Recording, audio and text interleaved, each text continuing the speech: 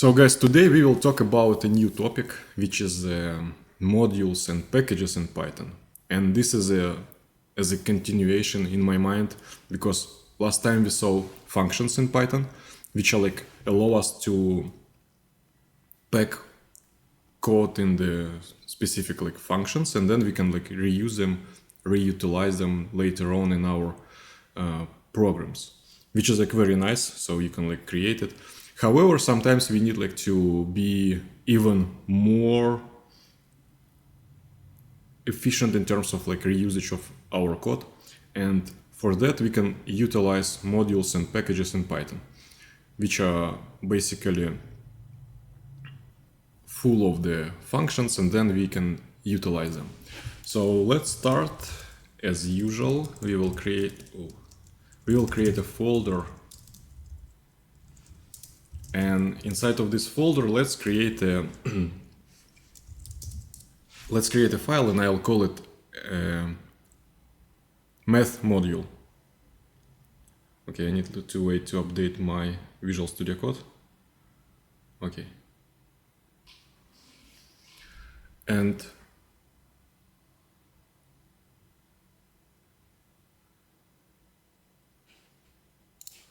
yeah, let's create a file inside of this folder. I'll call it like mathmodule.py. And basically, so right now I already created a module. So every single Python file can be considered as a module in Python. And now we just want to specify some functionality added to this file, and then later on we will be able to reuse it in other files, in other like Python scripts. And so let's start. And I like just ask you for now, not try to look on the website. Let's try to somehow resolve some tasks, like small tasks together.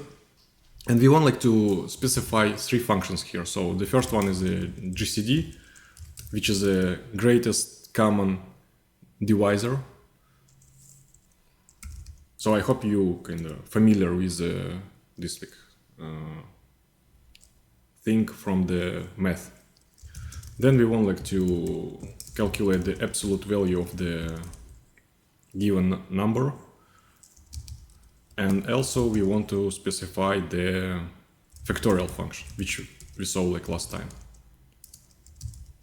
So, and you have time, and you can like start from any, and as soon as you like think that you resolved it, just let me know, and we will like put it here to this file together, and then we will fill other like functions as well. Okay.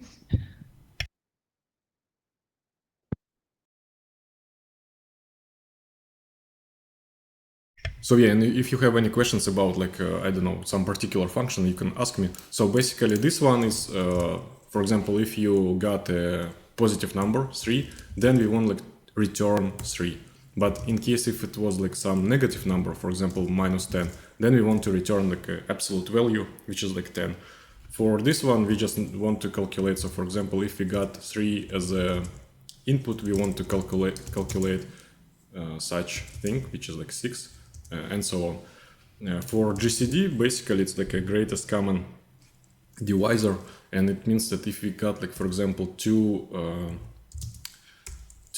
numbers, 12 and 8. So for this particular case, if I like not mistaken, then the greatest common divisor should be 4.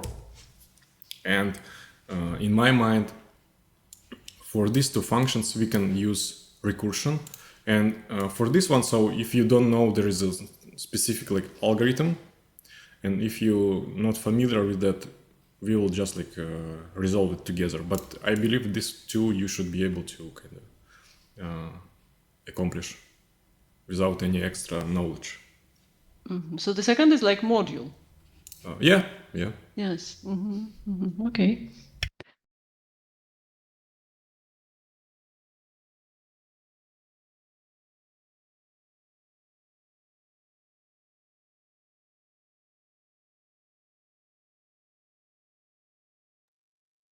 Oh. Okay. Can I share the code for the second one? Yeah, of course. Let me. I'll absolute just stop sharing my screen. value. Well, so shall I share mine? I mean, like, Yeah. whatever works like better. I can just like copy and paste if you want. You Oh can, yeah, I can copy this code and paste it to this chat. Yeah. If it's gonna work. No, I don't know. Yeah, you can put it like to the, for example, to the chat of the Zoom. Zoom. Yes? Yeah. Let's try. Okay. So yeah, we have a candidate for absolute value, right? So if a is greater or equal than 0, then we want to return a. Otherwise, we want to return minus a, which is like in my mind perfect. I mean, like, this is like Yeah, what we so this expected. is not a very difficult one. Yeah. But still, it's like I mean, like usually, so any task it's like can be divided in smaller subtasks, and each of them usually not so hard. It's like more Yeah. about how to compose them into one like bigger. So yeah, let's just verify that it works. I will. Yeah, copy I this. tried. Yeah, so looks Yeah. like it does. I mean, like, so it's like just in Yeah. general. So I believe that just like from looking on the code, it. I mean, like I see that it's like correct, but it's always like better to have like some test cases which you test against your solution. So let's just check, for example, print absolute value of -3, of 0, and of I don't know, of the 5. Okay, let's just execute our program. And yeah, so everything works correctly, which is nice. Yeah, in general, so kind of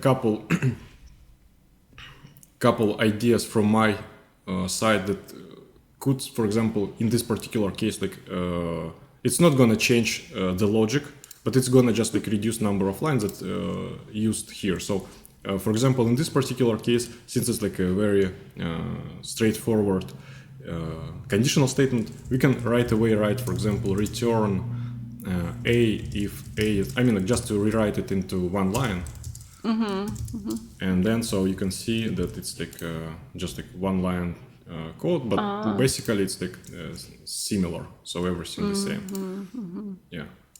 So, but let's keep this solution, so which is like totally fine. Yeah, this is about the absolute value. So now you can, like, for example, work on the factorial. Okay.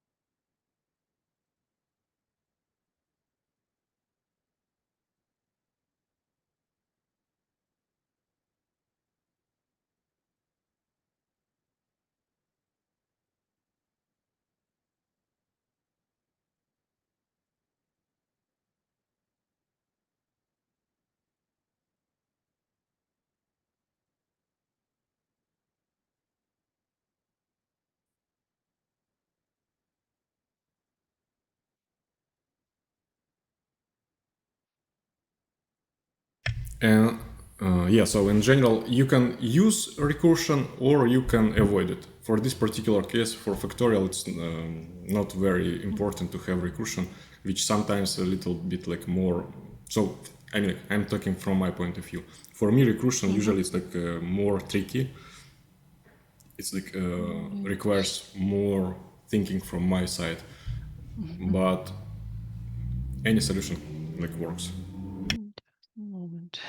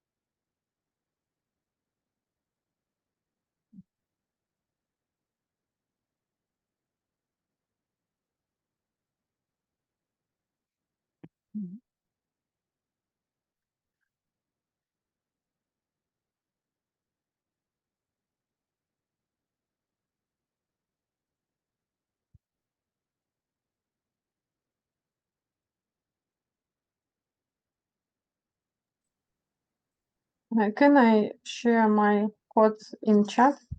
Yeah, of course, of course.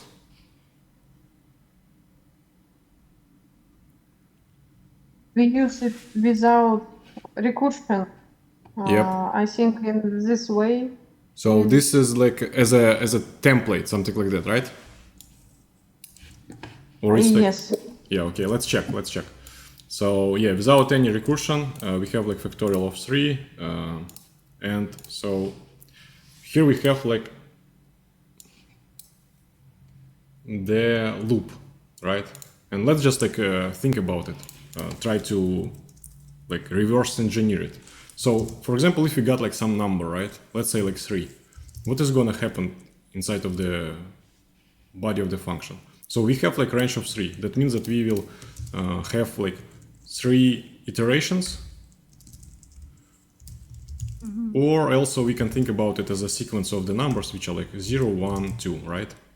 And then inside of the for loop we have like result n multiplied by n minus 1. And so as you can see, we didn't specify result somewhere before, right?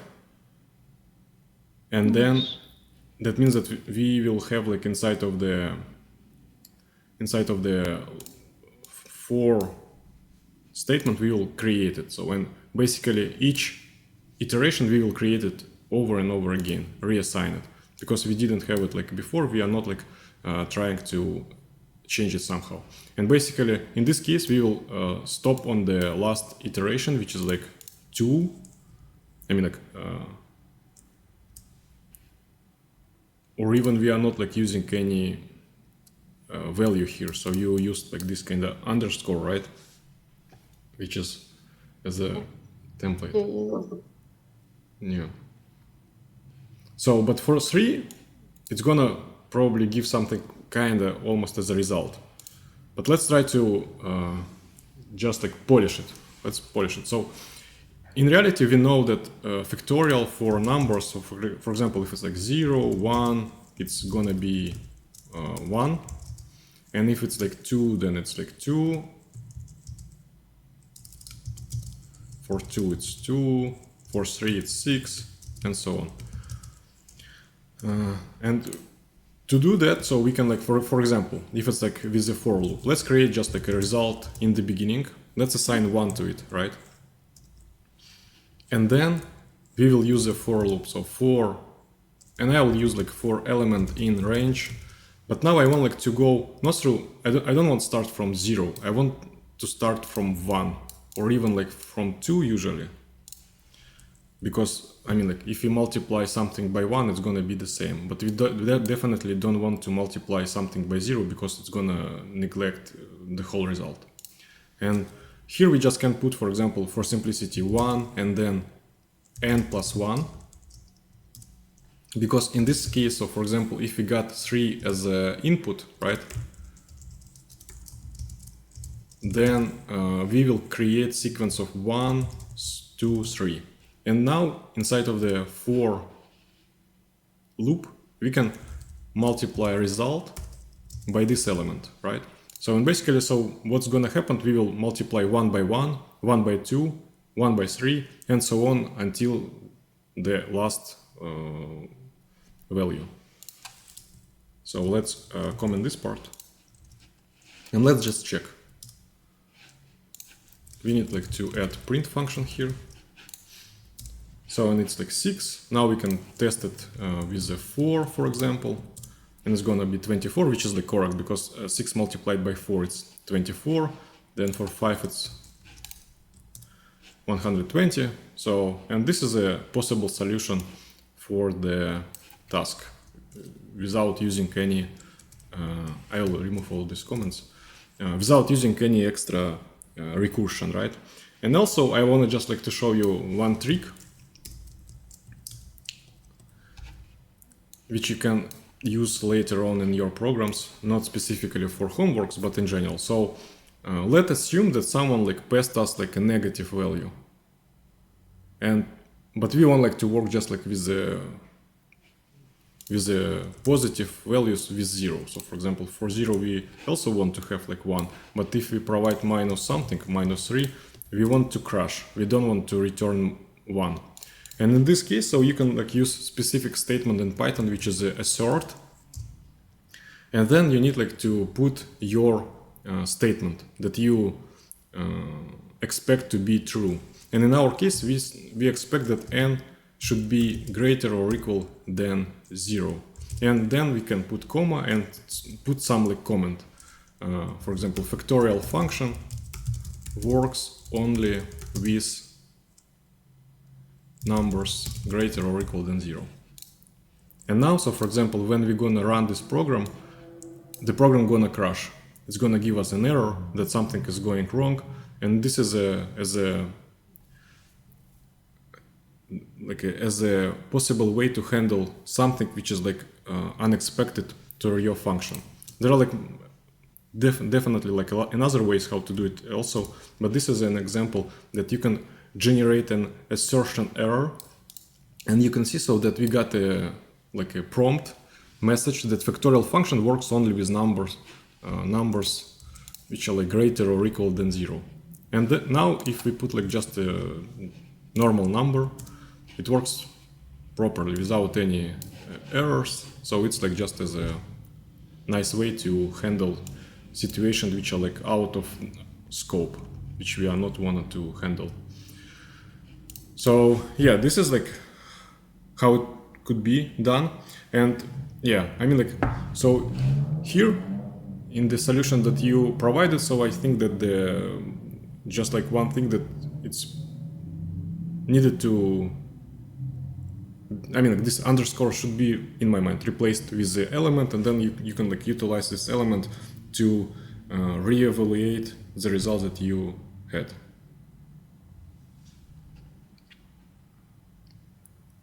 So yeah, for example, Alexandra provided a very similar thing. Yeah, so exactly the same.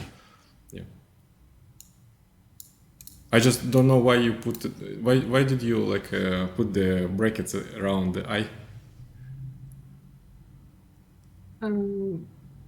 I don't know. I think without them it would be the same.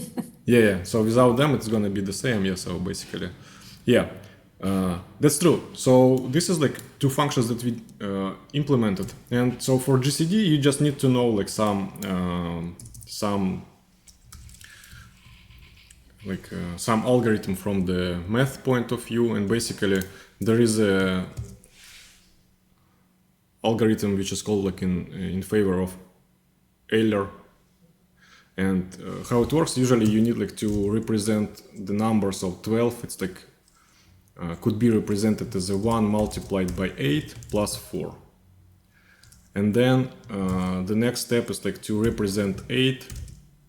There is like just as this algorithm, so you can like open the Wikipedia and try to follow it, which is like kind of correctly give us the result. So for 8, you can see, so 12 and 8, it's our like input in this particular case. And we want like to represent 12, so how many times we can repeat 8 until we reach the 12. In this case, we can like repeat 8 just one time, because if we put like 2 8s, it's gonna be 16, which are like larger than 12, right?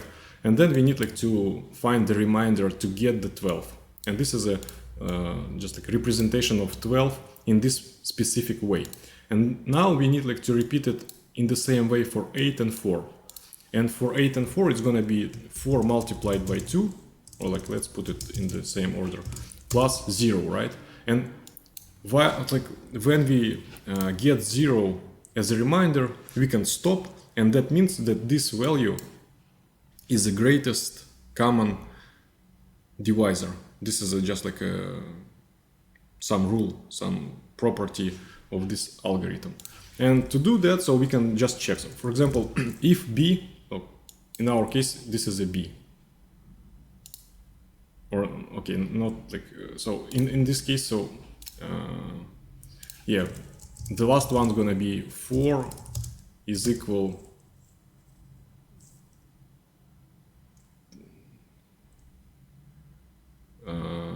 kind of stuck a little bit.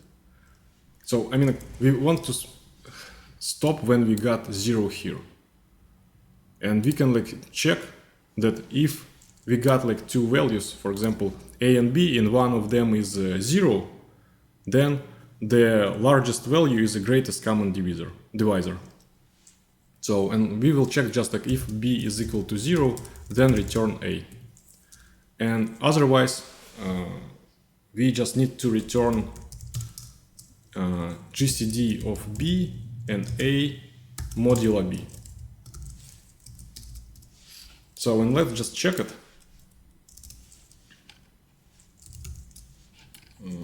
Okay, I'll try to. So print GCD of 12 and 8. And you can see we got like 4. Or we can like even replace them in the order, so everything should work in the same way. But now, for example, if it's like 8, 0, we get 8. If it's like 8, 0, 8, it's also 8. So basically it works. And this is just like the implementation of the GCD. Because GCD, so if you have like one value 0, then GCD is like always another value. So you do you know like in general, so what does it mean, like greatest common divisor, right?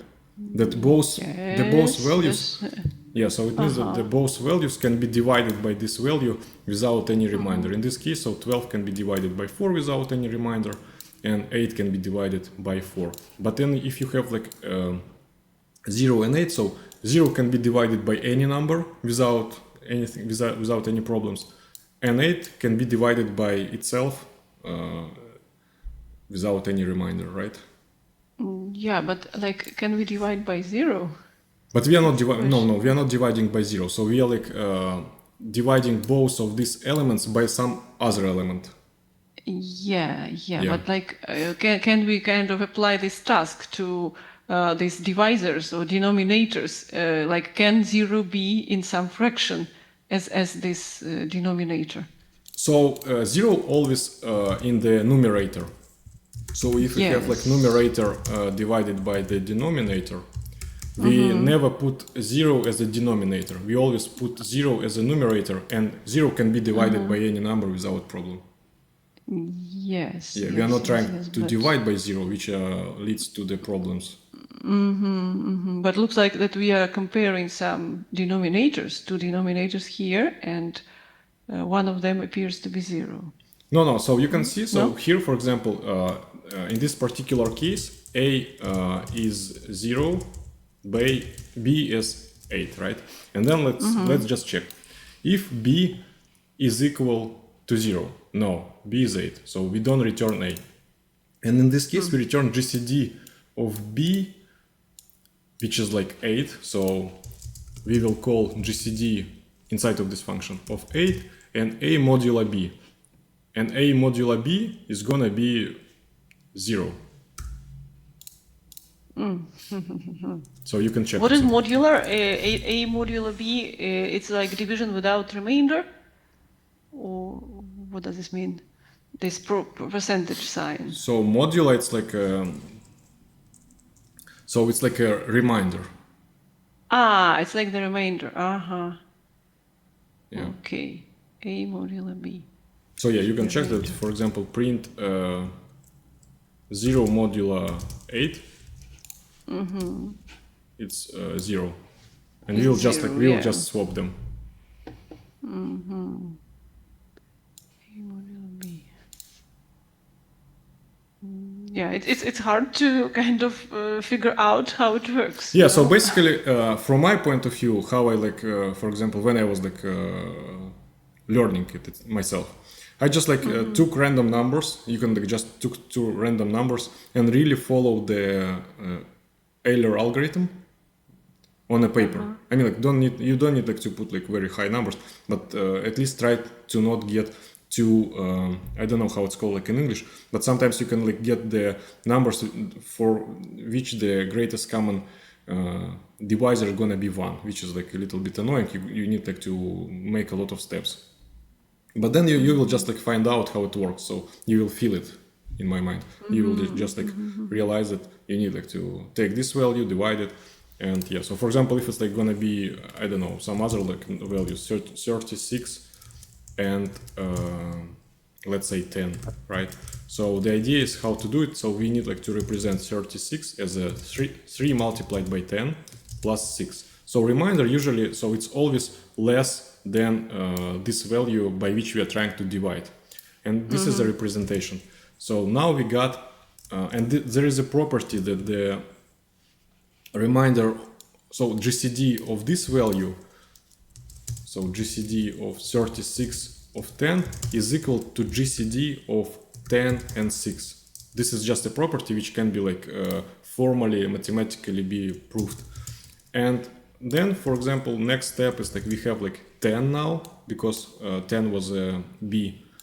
Now we need like to represent 10 with kind of repetition of 6. And in this case, it's like 1 multiplied by 6 plus 4.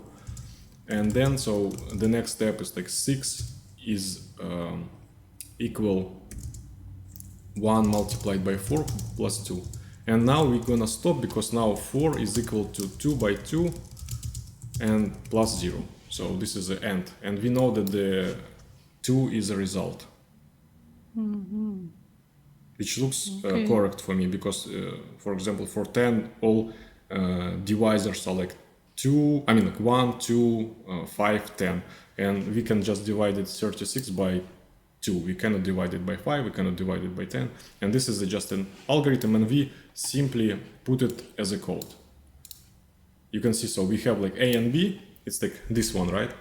And then we need like to replace A and B with B and A modulo B. Okay. Yeah. So, and this is, we can like now remove all this part. So basically we implemented all functions. And now let's just like add 2 constants here to the program that we wrote. And basically we implemented the module. What does it mean? So now if we create another file, we can utilize this function inside of another file. So let's create a new file. I'll call it in the same way as it's like on the web page, but you can call it in any other way. And now, so if we are like in the same folder, so you can see I have like just one folder opened, and my current working directory is like this week 007, and inside of this folder I have 2 files. So basically I'm kind of here. And when I'm like in such condition, I can import my MES module inside of other file. So you can see I wrote like import MES module. And now, for example, we can print MES module absolute value. So you can see the syntax which I use to get the access to the functions that we already specified. You need to put the module name. So here we have like MES module, it's the name of the module, because the file called in this way. We didn't put the extension because Python knows how to handle it itself. And then to get the access to specific function, we write the module name, we need to put a dot, and then specify the function that we want to call. And in our case, I want like to call, for example, absolute value. And now you can see I'm gonna execute not the MES module file, but the usage.py. And it works. So basically we are able to get the access to the functions which are like specified in another folder. And this is a very, very powerful thing, because sometimes you are working, for example, with the similar tasks over and over again, and at some moment you will realize that some functions you are using like from time to time regularly, and you will feel that you're like, you will notice that you're like rewriting the same function over and over again. And basically the idea is that you can now specify all these functions, put them like to the module, for example, and be able to reuse them later in your program. So for example, for me, it's a typical situation when I'm like analyzing something. I see that some part of codes I like use over and over again. I just like created a specific like a package module in Python, and then I am able to utilize it in all other like programs. Okay. This is like about model. So yeah, and basically you have access to all other stuff as well. So you can get the constant value. Oops. That we specified. So yeah, basically you have access to the variables that we specified there. And now I just want to show you like different ways how you can import module in your programs. So here we specified this construction like import math module, which are like valid, you can utilize it. But sometimes you will see that people like using some shortcuts. You can create a shortcut for the module name, and in this case I can like replace math module, the full name, as some shortcut, for example as mm. And in this case I don't need like to specify the whole name all the time. I can just put mm instead of it. And then if I run the program, so it works in the similar way. Also, you can import just like some specific functions, because sometimes you know that I just need like one specific function and I don't want to have like in my scope all functions from the module. And in this case, you can write like from math module import GCD. So here I specified which function I want to import from math module. And now I can like write GCD of 12 and 8, run it, and you can see, so I got the result. We can like comment all these parts, just like to make it more clear. So you can see that you can import just one particular function. But now if I try to, for example, get the absolute value of the -8, I will get an error because I didn't import it, and you see that there is a name error. Name absolute value is not defined. And just to, for example, to also import absolute value, you can write the statement one more time and specify absolute value, or you can put a comma symbol and then specify absolute value, and now everything gonna work properly. And if you want like to import everything, which is usually I don't recommend like to do it, because if the module is very large, sometimes if you have like multiple modules that you are like using inside of the modules, some functions can have the same names, and it can lead to the confusion, because so you have like one let's assume that you have like a module which calculates I don't know, the mass of the proteins, right? And you have like the function mass. And then you have like another package which calculate mass of some other things, not like proteins, but the function can be like called in the same way. And because of that, it can lead to the problems. But just like to show you, if you need like to import everything, you can put star here instead of any names. And now, so everything which is like inside of the module can be accessed without extra naming of the module. You don't need like to put a shortcut, you don't need to put the the full module name, and everything works properly. Also, another thing which can be used, it's you can make a shortcut for the function. So let's say that I want to import from math module, I want to import absolute value, right? Let's just comment all these parts, but I don't want to use this like very long name. And in this case, you can also put as apps, for example, or like I don't know. Let's put it as a apps, but apps could be tricky a little bit, I think, but still should work. Let's call it like absolute value, apps3. So yeah, you can like use a shortcut. And now I want like to show you one thing which is like important in my mind, which is called like a name of the module. So each module has its name when you execute the program. For each module, you're gonna have a name. And let's call like another, like, I will create a new file, I will call it like main, not main is a better idea. So let's call it like, I don't know, let's call it source. And now, for example, when I write Python source, this command gonna assign a name to the source.py, and this name not gonna be source. When you have such construction, Python will assign for the source.py some specific name, which gonna be like double underscore main double underscore. You can check it.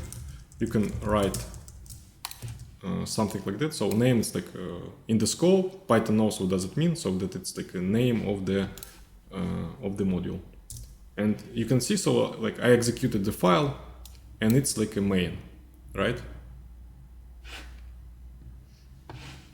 But now, for example, if I import something, import math module.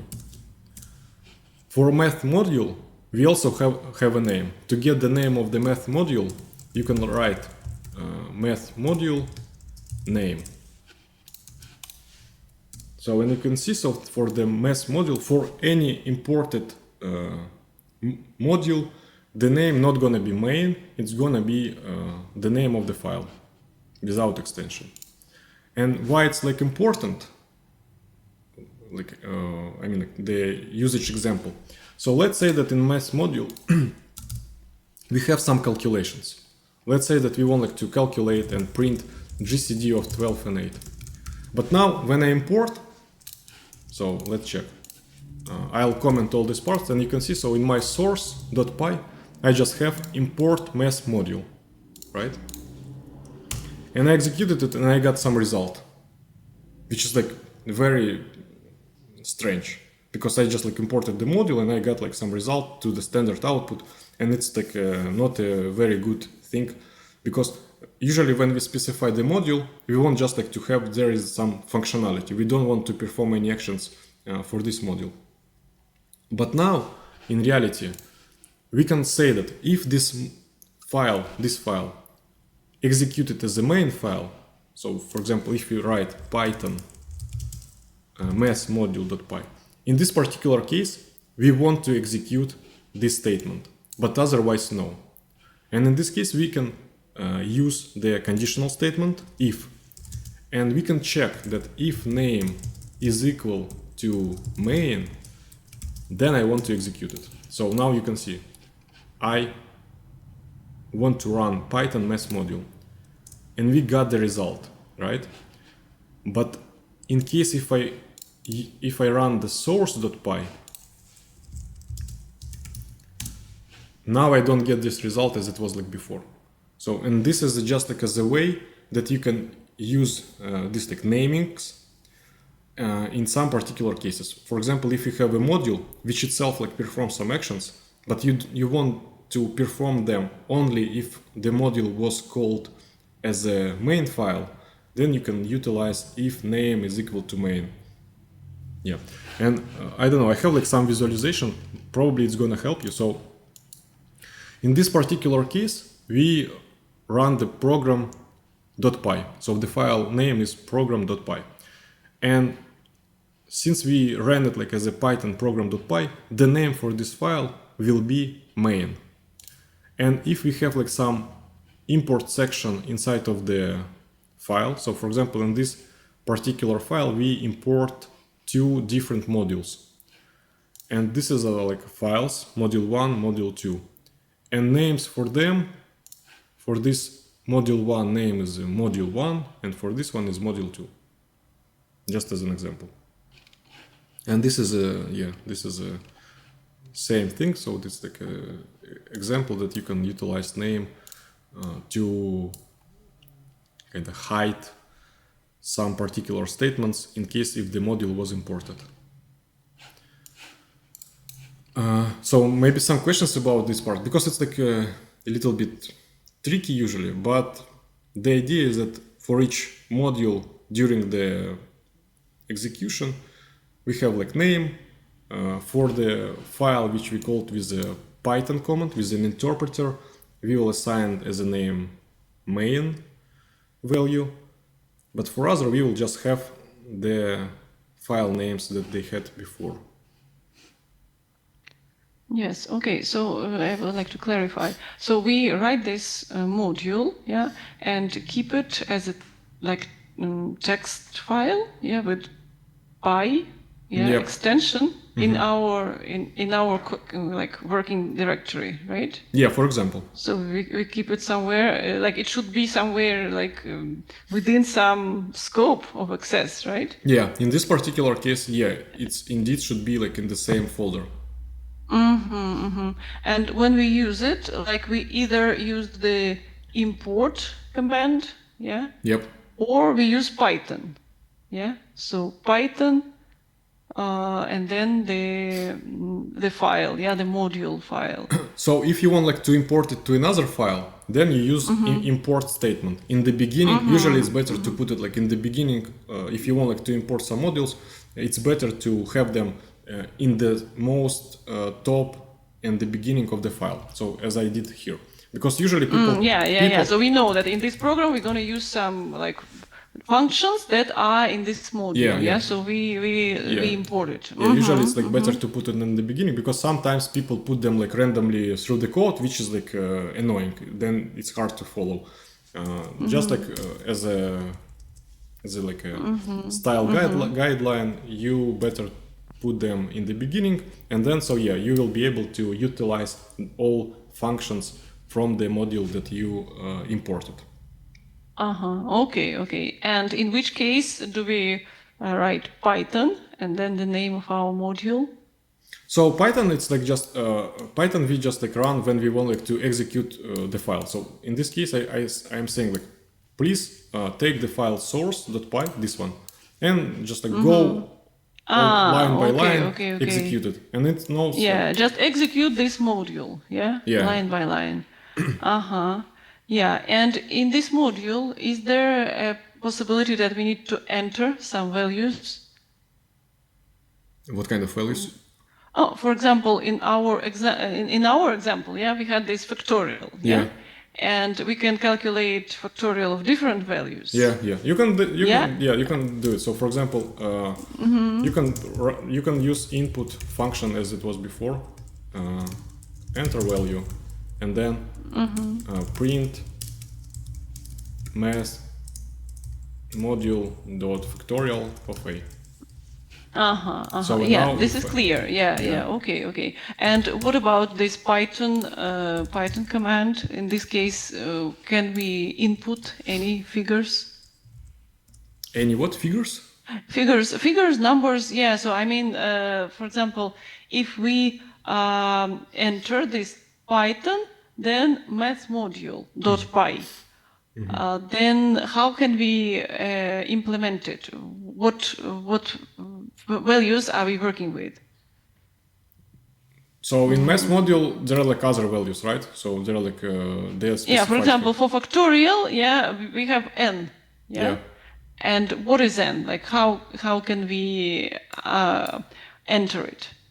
So in this case, here we have just like implementation of functions. So n is like argument which can be arbitrary value, and that means that when you call the function, you can provide the arbitrary name. Yeah, but we can't provide it when we use Python. Yeah, Python math module. No, you can. So you can also put it like inside of the math module if you need it.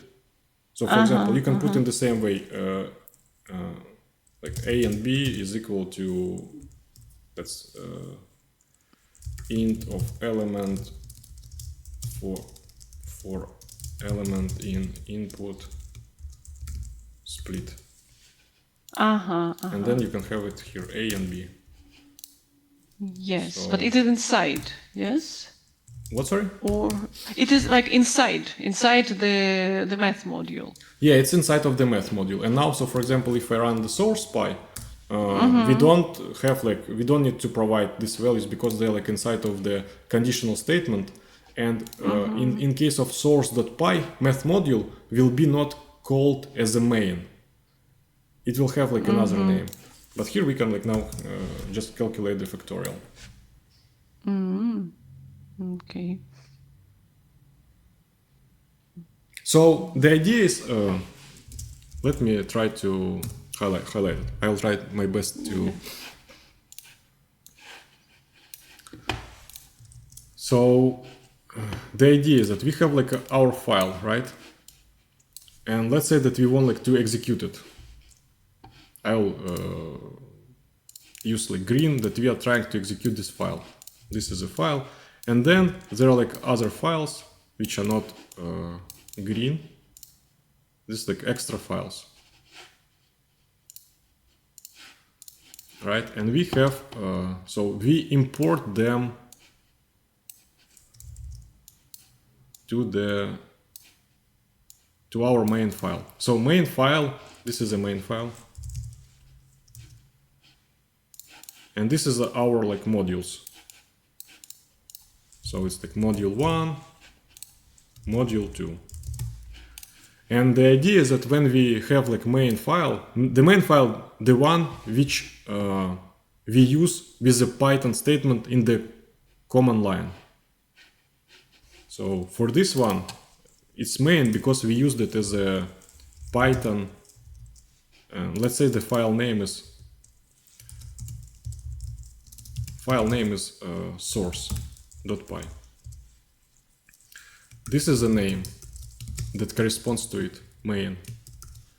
And why the name is main? Because we used it with the Python source.py. So we used command Python source.py, and in this particular case, Python will assign as a name for this file, like for this module, the main. But now we have like some imports here. So this is a module 1. Let's say that the file name is like math module that we had, .py. Yeah, so like it's the program that we are writing. Yeah, this is source.py, and the other two modules are like accessory. Yeah. Yeah, additional, they're like as a like additional. tools. Yeah. Yeah, right. So and for this one, the name will be math module, not like main, because main is like just for the file that we executed with the Python. But this one was imported. It was like imported to the main file, and because of that, the name is math module. Yeah, and here we have like we don't have like Python math module. This is a this is a module 2. We have like file name for here can be like, I don't know, like let's say like bio python.py, and name will be bio python. Yeah, and we didn't specify it. So if you write python via python.py, since we, for example, let's assume that we don't have imports in this file, so this file doesn't import anything, then in this case the file name will be main, and that's it. So yeah,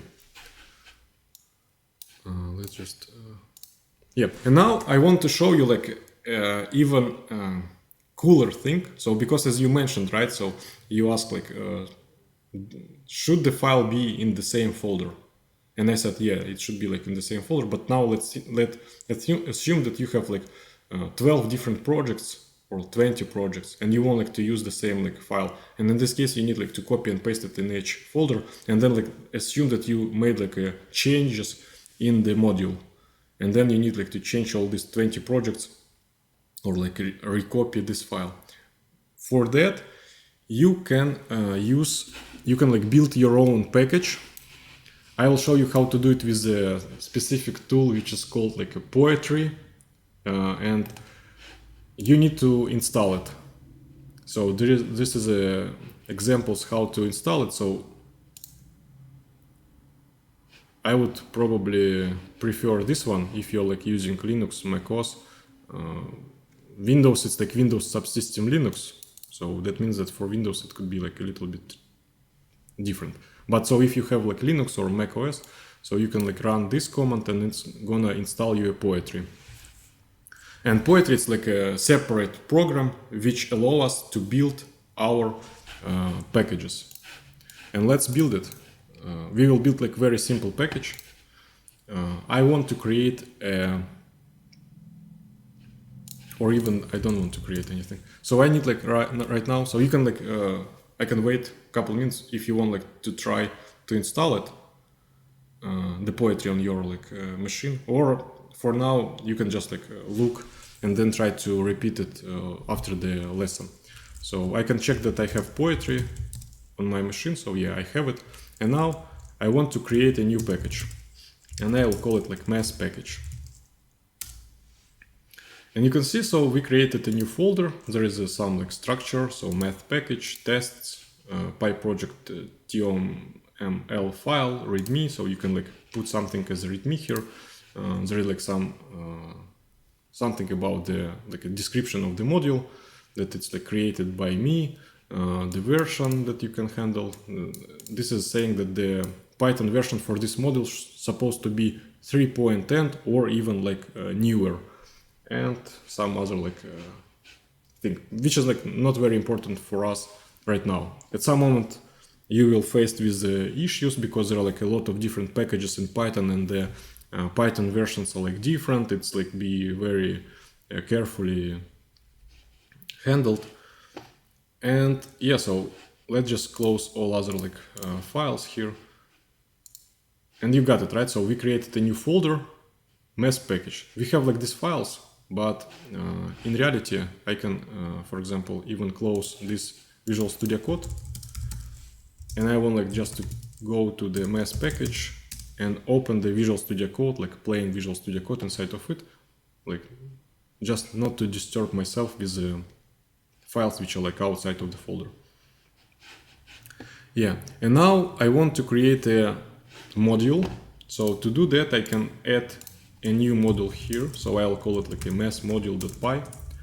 Let's simply copy and paste functions that we had, and now we like specified specific module, and there like can be arbitrary. There could be like more of them. And now I can build my package. To do that we need like to run the poetry build command, and you can see now we have like a files which are real packages that we can install. So now you can install it by using the pip install dist and specify the file name. And then this package will be installed globally. That means that you will be able to use import your math package in any folder. I'm just debating, should I do it like in my current environment or not. But okay, never mind. Let's install it. So I will install it.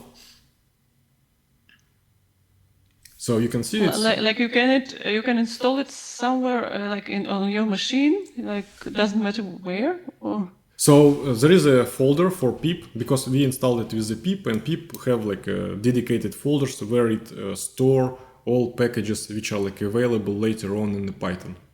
Ah, okay. So yeah, and we like installed so it. yeah, you don't have to care about it. Yeah, just you write don't- this pip and that's it. Yeah. Yeah, that's right. So yeah, and you can see so that it's stored here. Okay. But maybe not the final file, but some of the files like stored here, and yeah, so that in general it's like automatically knows where to put them. Okay, and now let's close it. So I installed it. Let's just check that it works outside of this folder, and it works in any like other folder. So let's go back. Let's go even back. So right now you see that I'm like even went out of the my Vik folder. Let's create another folder. I'll call it like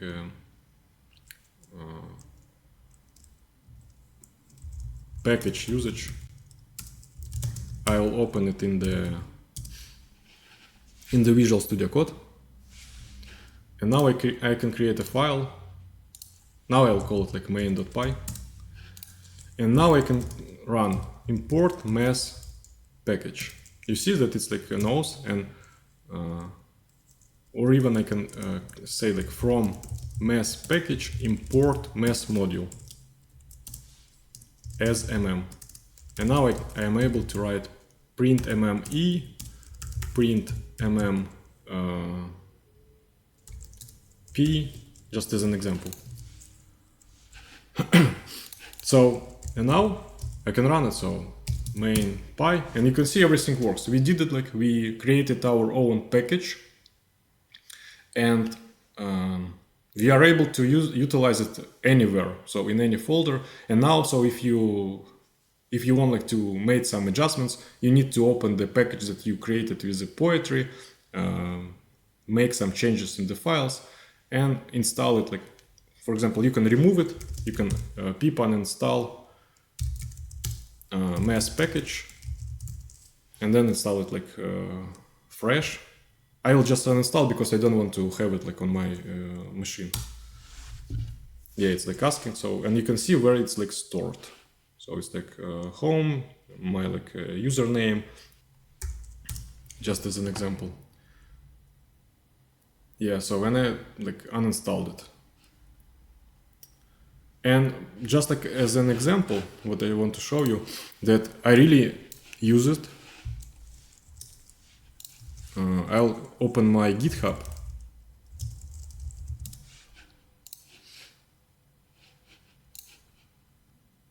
So yeah, this is my GitHub, and for example, there are like not all of the repositories are packages, but for example, this particular one, it's like you can see that it's like package with utils for image processing. You can open it, and it's like really was built with the poetry. There are like this like folder image processing.py, and I have different modules to handle some things which I usually do. For example, I have like file which is called like omyatif, and this one is like can generate me a specific type of image which I then can utilize in my work. And just like some functions, they're like stored here separately, just as an example. And also on any machine I can write pip install. So if I want like to install it from the GitHub directly, you can write pip install git plus, and then if I remember correctly, pip install git plus, and then I need to specify the URL. I'm not gonna run it because I have it already installed in some particular environment, just as an example. So okay, and this GitHub, it is like a server or website where you can keep your programs, your code? yeah, so GitHub is a very, very cool thing, which at some moment I was covering it, but now I don't cover it anymore. But I just like suggest you to take a look on it. And if you want like to learn it, basically GitHub, it's a cloud where you can store all your code. And what is the main important part about it, that GitHub based on a Git, and Git is an app which performs the version control system. What does it mean? So you can see I have these files here, right? But now I can check the history of all changes that I made.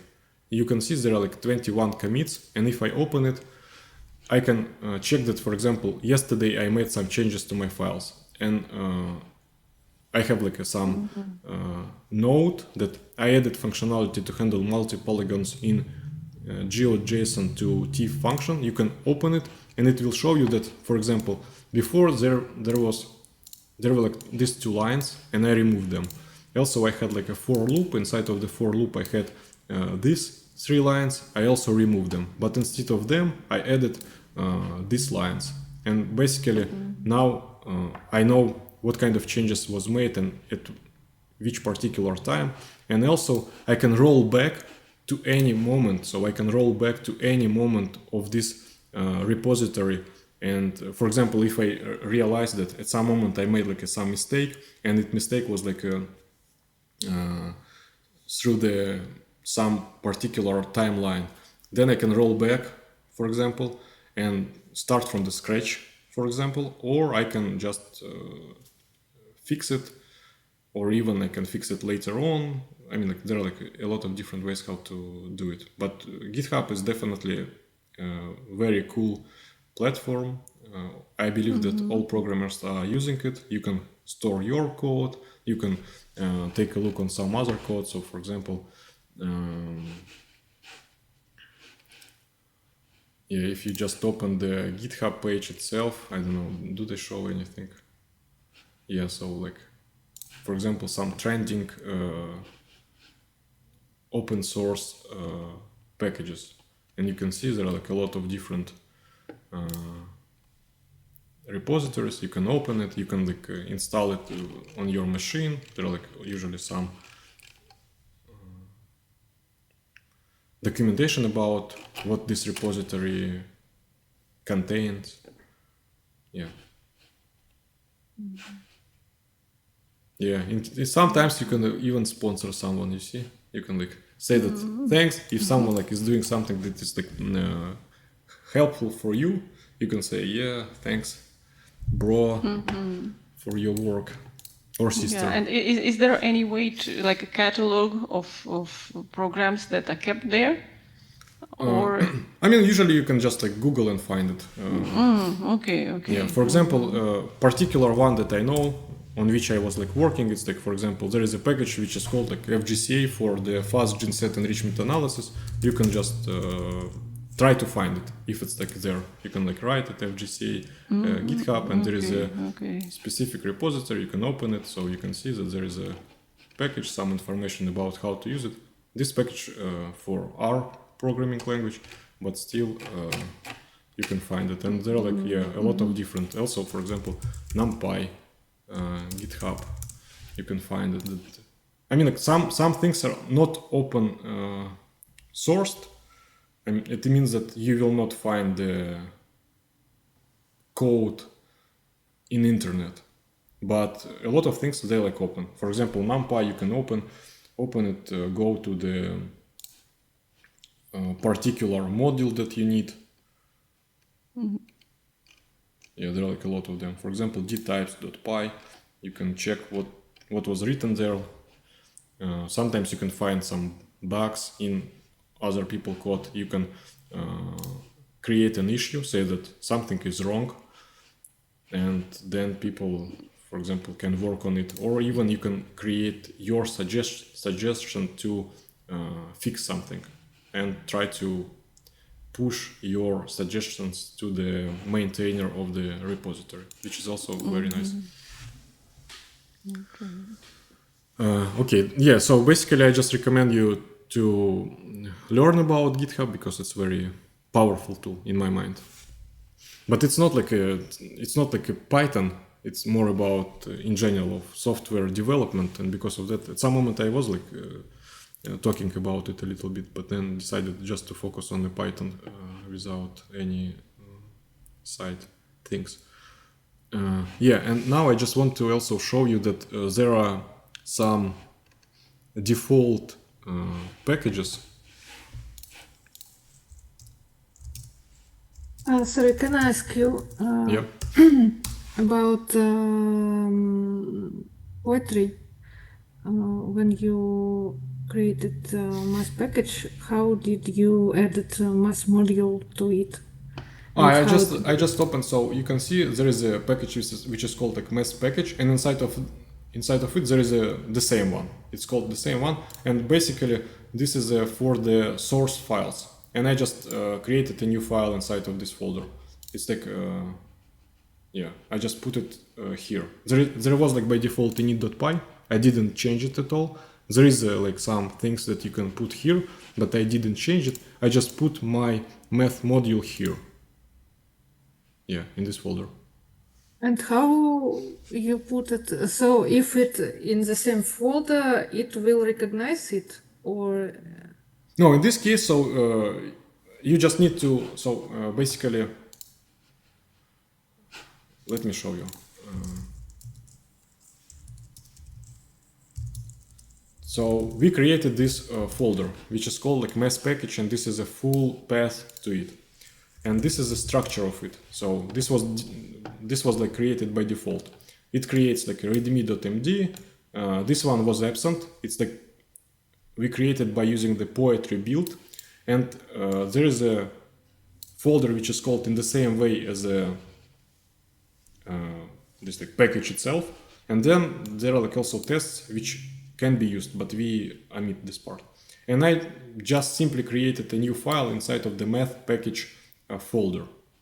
So I called it mathmodule.py. It can be called in any way. I just edited. Also, you can put more modules here. And after you finished, after you added all the necessary modules that you wanted for your package, you just simply can run poetry build, and it will build you this like wheels. It's called like wheels, and you can then install them. So after you install it with the pip, it will be accessible from any folder on your PC. Okay, thank you. I understand. I understood. Thank you. Yeah, welcome. I just like suggest you once to try it, to do it, and like if you face with some issues, just sorry, just text me and I'll definitely help you to figure out. Yeah. Yeah, I just wanted to show you some kind of built-in packages. And there are plenty of them. I will just copy and paste because I want to save some time. There is a package which is called like decimal, and you can see I just like write from decimal import decimal, and this is a built-in. It's like by default comes with a Python, and then you can perform precise arithmetic for the decimal numbers. As you remember, let's just like run it. You see we got like 0.3, but in case if I don't use decimal module, there is some arithmetic error which is like accumulates during the float number calculations. I remember that I showed you in the beginning when we were like when we just started talking about default data types. I showed you that like sometimes we could like face with some delta difference in the calculation. But this one, for example, allows you to calculate it exactly as it needed to be done. Yeah, let's just take a look on another example. I will replace this part. So if you want to calculate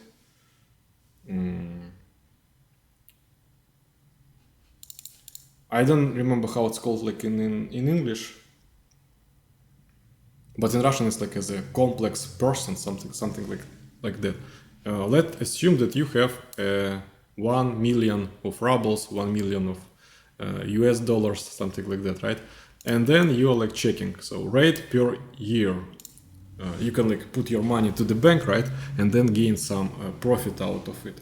And right now, I believe in Russia, it's like very crazy. It's like around 24%, which is like, yeah, it's crazy. And let's say that you have like 1 million and you want to put this money with this interest for 20 years. And we want to calculate just as a outcome that we're gonna get. So when you can see that in 20 years from 1 million, you will gain 73 millions, right? Not bad, not bad. So yeah, but yeah, I mean, there is always the inflation, right? So it can be that it's not gonna be, I mean, like, there are like always some risks which you need to take into consideration. But you can see, so we calculated it also using the decimal package. Let's now take a look on the math module. So there is a math module which allow us to perform some basic mathematical operations, functions. So it contains like square root, power, sine function, and there are like a lot of different functions that you can utilize. I believe that GCD also there, absolute value probably there, or even apps probably even default one. I mean, like, you don't need to import anything. Yeah,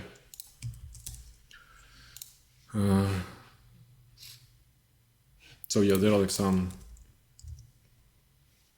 trigonometric functions. You can calculate you can round number using the ceiling function, floor function. Yeah. So this is about the math module. Another one which is frequently used, it's like, you know, like if you have a top list of different packages. Look, let's say that we have like a top list of built-in packages. Then OS definitely in my top, because it allows you like to work with like an operation system to check what kind of folders like exist in the particular folder. You can walk through the folders by using the OS package. So here we can see that we can, for example, list all files and directories by given path. I will not execute it. Then we can check if a file or directory exists by using the OS path exists. You can create a folder, you can rename a file, and for example, let's say that you have like, I don't know, 100,000 of files, right? And you want like to make them to follow some specific naming pattern. And then you can like just use Python with a cycle, with a loop, go through all files, rename them, or let's assume that you have, I don't know, in my particular case, for example, I'm like working with a gene expression omnibus database, and I have like around like 50k of data sets. And now I realize that some of them I want to remove by some feature.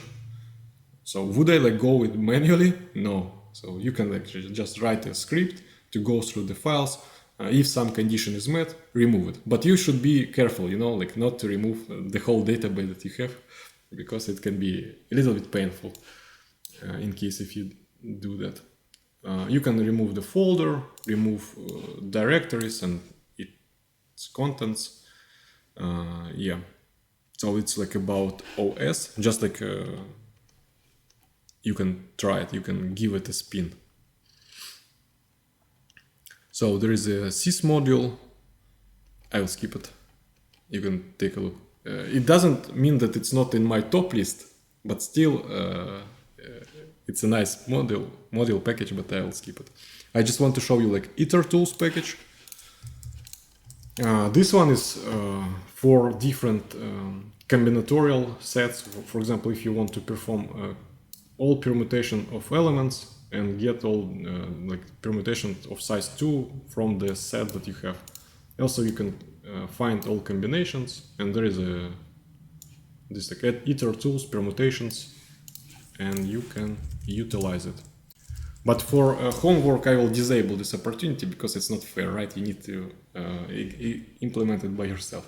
But you can see, so we created all permutations of the of this element. So 1, 1, 1, 3, 2, 1, 2, 3, 3, 1, 3, 2. And for combinations, 1, 2, 1, 3, 2, 3. For combination, order is not important. It doesn't matter. So it's like, because of that, there are less of them. Yeah, so and let's check just in the end the datetime package. This one is handy if you are working with dates. You can, for example, get the date, current date, and print it out. You can format it. I'll just, probably I'm like a little bit fast, but I just want to show you, and then all these materials are available, so you can always take a look on them on the website. So yeah, we can take a current date time and, for example, then use like a formatting for it and get it in other way. So you can see we got it in this way with hours and also like, I don't know, some very precise result. Now we can make it a little bit different, or you can just focus on the year, months, and day. Yeah, and you can just change in any way as you want. So get it as this one, as this one. You can change the order. Oops. For example, if it's like day, months, yeah, just to format the date.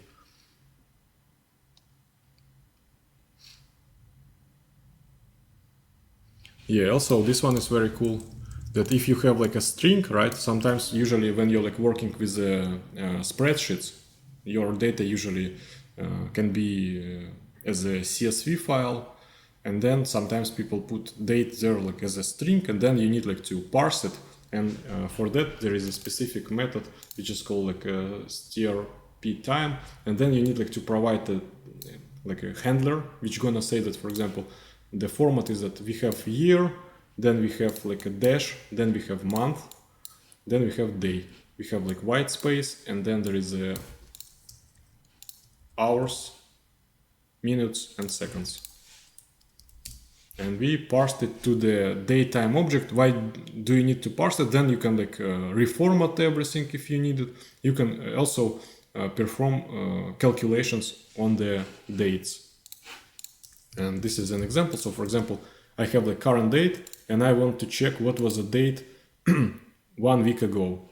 And then you can just simply use the operators with the datetime objects and it works fine. So 1 week ago we had like November 7 and time was 9:25. I mean like the same one, but 1 week ago. So okay guys, I will stop on this moment. You can take a look on the like REST examples. Yeah, but now, so you're like very powerful persons. You can like write your own packages. You can do a lot. Yeah. So there is gonna be a new homework, and I think that I will publish it in the beginning of the next week. Yeah. And also we will have like one more like this lesson on Tuesday, since we missed 2 of them. Yeah. Oh yeah, guys. So and also I decided, you know, so I'm like sometimes like some ideas coming to my mind like randomly. So I decided, so since like not everyone is coming to the lessons like real time live, right? So I think that the one who are like coming should be somehow encouraged, right? So and the idea is that if you're like working through the lecture with me, I mean like for example, if I am like asking, so let's like write some function, and if you're like working, if you're like providing a correct solution, I will give you extra points. So and for today, each of you guys getting extra 2 points. I just need to put it like somewhere to myself. But yeah. Thanks a lot. Yeah. Yeah, no worries.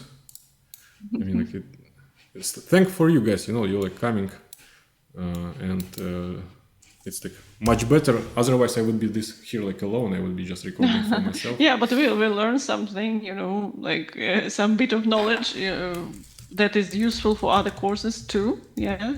Because, for example, this recursion, yeah, we are supposed to use it, you know, in our math tasks. Yeah. Yep. And to be honest, like in the beginning, we had to write this factorial, function. And could we kind of revise it? I mean, what is the code for the factorial function? Yeah, you can just open it. It was like here, right, in functions. Yeah. But like I just I tried to write it, but I forgot factorial n-1. Yeah, actually that's what I wrote, but somehow it didn't work. I don't know why. Yeah, you can just compare this one with your one, and probably there was like some Okay. minor difference. Yeah. Okay. Maybe I didn't write the return word. Okay. Can I ask you a question about the default packages? Yep. Where we can read about all possible default packages? So I believe you can just Google it. Let's check. So built-in Python packages. So yeah, this is a Python standard library, and so these are built-in functions which you can evaluate, like utilize even without importing anything. But where is so yeah, you can see there are like numeric and mathematical modules, which are like numbers, math. We imported math. For complex numbers, there is the CMS, decimal, fractions, random, statistics. So this is a built-in. But for you, maybe, I mean, like some of them definitely very important. You will face with them over and over again through the writing of different codes. For example, CSV is very handy. It allows you to handle the comma-separated value files. And there are like, you can see there are like a lot of different, yeah. You can also just take a look what are like most popular modules. But also you can take a look, for example, on NumPy, start like playing with it if you want. NumPy Python, there is a dedicated web page, how to install it, probably, right? Try NumPy. Yeah, install. So you can install it by using the, for example, pip install NumPy. There are like other ways. So for example, if you're using Conda, which is like a specific tool, also cool one. But in your case, so you can install NumPy. But for now, don't try to install everything, like all the packages that you see, because in this case you can face with some problems. Yeah, but NumPy should work. Okay, thank you.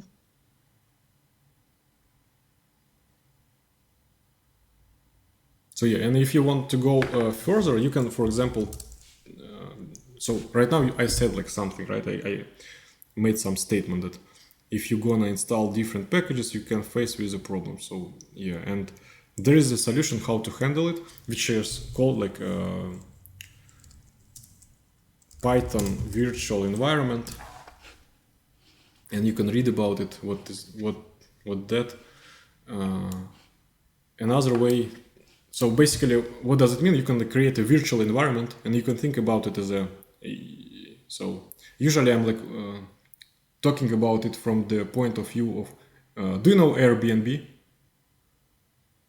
Like a website where you can like book not a hotel, but usually it's a house, and they're like saying that why you. So they have like a really fun advertisement that why you're like paying for the hotel if you're like gonna be like in one room all of you, and you can like rent a house where you will have like a separate spaces with a kitchen with all this stuff. And in my mind, so basically virtual environment something similar. So usually for particular tasks we have particular spaces in our house. For example, I am not gonna eat in my bed. I mean, like if I'm very depressed, maybe yes, but usually I'm not eating in my bed, and that means that my bedroom is a specific place where there are like some specific utils for specific purposes. A lot of specific words, but still. And virtual environment is something similar. You can create you can think about it as a room in Python, and then you will store there like just specific tools, not all of them, just like those which are like needed for your work. And this is a important concept of virtual environment. And usually you have like a default Python with the default pip, and if you install everything by using pip, you can think about it as you're like putting all these utils randomly in your like house, and it's gonna be a messy apartment. And to handle it, you can like check about virtual environments, read about them, and it's gonna definitely help to add some order to your life. And also like reduce the conflicts between different versions of Python packages itself, etc.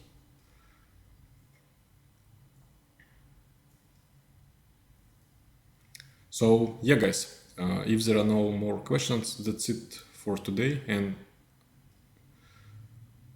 we will meet on Tuesday then. Okay, thank you so much for this class. Yeah, welcome, guys. Thank you very much. Goodbye. Yeah, bye.